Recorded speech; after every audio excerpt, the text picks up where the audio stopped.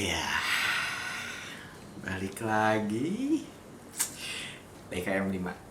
Kali ini gue akan memberikan opini yang ya setelah gue pakai sih. Gue kemarin ke KRB, gue jalan ya strolling around aja, foto street, bis itu kayak ya, bis itu sapa beberapa orang, minta portrait. Enggak sih, satu doang kayak satu udah, bis itu selesai. Ya gue udah mungkin cukup, tapi nggak terlalu in depth gitu ya, karena gue akan ngambil pengalaman gue juga yang dulu-dulu pas gue pakai Leica M3 dan M8 gitu. Jadi sejarah dulu, Leica M5 ini adalah keluaran tahun 1971. Pada saat itu Leica pengen tanda kutip merevolutionize the design of Leica gitu loh. Jadi pengen keluar dari desain-desain klasik lah.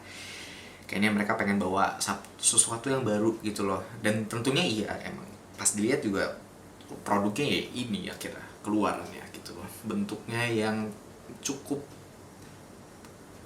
unik dalam tanda kutip. Gue nggak bilang ini buruk ya, ini cukup unik untuk Leica dan rangefinder gitu loh.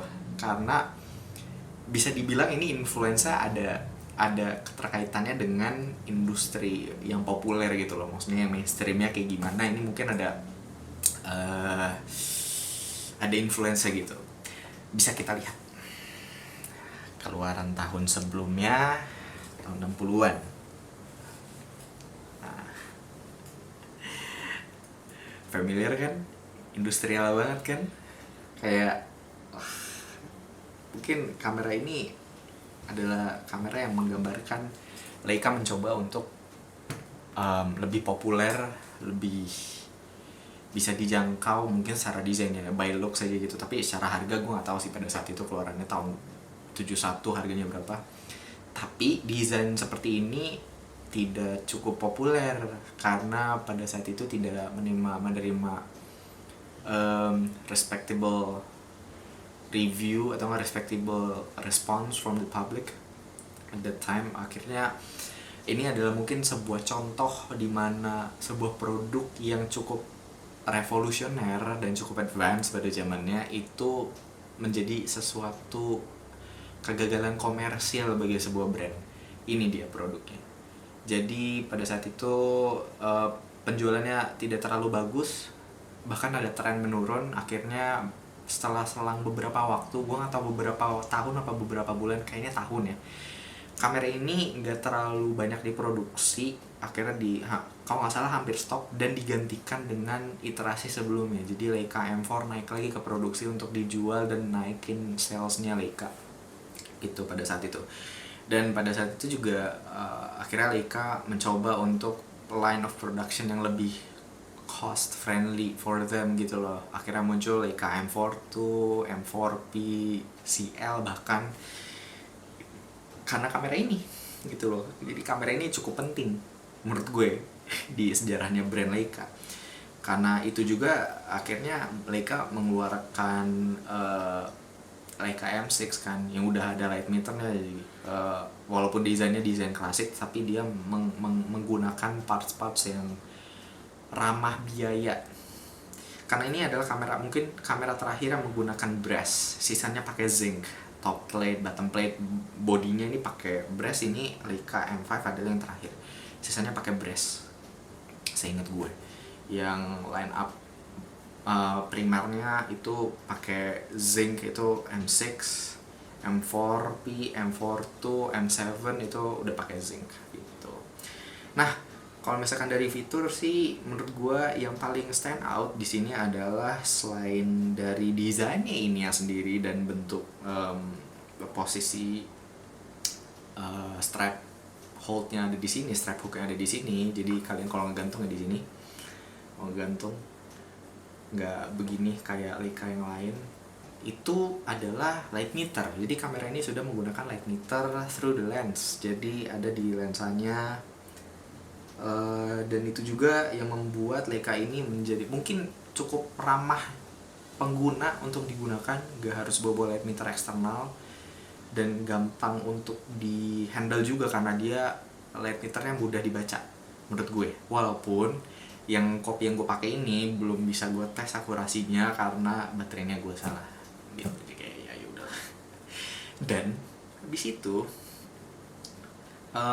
kamera ini juga apalagi ya, secara grip menurut gue ya, kalau misalkan kemarin tuh secara grip gue enak aja, gue secara grip handheld pede ngegunain kamera ini, gak slippery, gak pas aja di tangan gue. Mungkin karena tangan gue yang agak gede gitu ya, secara radius juga kalau ngegrip jadi enak.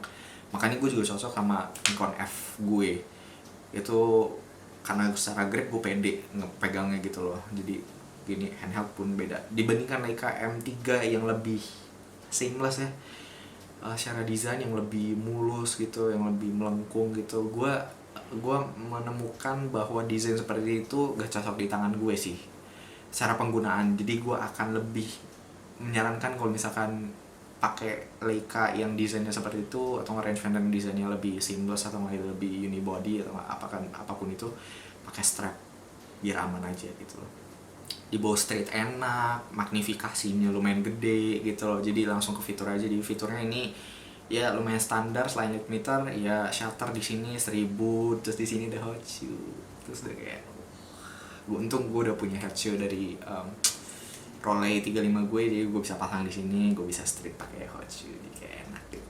Terus habis itu di sini ada pengatur ASA buat light meter, viewfinder, magnifikasi 0,72, 35 sampai 135, jadi enak gitu loh.